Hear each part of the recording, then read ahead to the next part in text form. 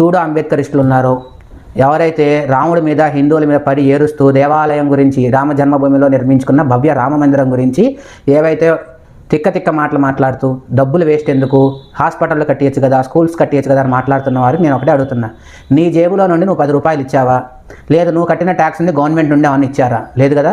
మా హిందువులు, మా కార్యకర్తలు, ఇంకా ఆర్ఎస్ఎస్ వారు, విశ్వ హిందూ పరిషత్ వారు ఇంటింటికి తిరిగి జోలె పట్టి రామ మందిరానికి భిక్షాటన చేసి వచ్చిన డబ్బుతో కట్టిన రామ మందిరం.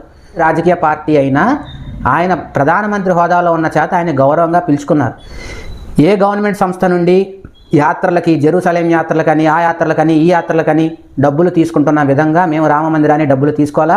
జనాల యొక్క సొమ్ము మాకు అక్కర్లా, మా హిందువుల సొమ్మే మేము తీసుకున్నాం. హిందూ కానివాడు, రాముడిని నమ్మని వాడి సొమ్ము మాకు అక్కర్లా, రాముడిని దైవంగా భావించే వారి డబ్బుతోనే మేము రామ మందిరం కట్టుకున్నాం, ఇంకా మెయింటైన్ కూడా చేసుకుంటాం. మిగిలిన ఆలయాల్ని కూడా హిందువుల యొక్క చేతుల్లోకి వచ్చే విధంగా ముందు జరగాలని కోరుకుంటాం.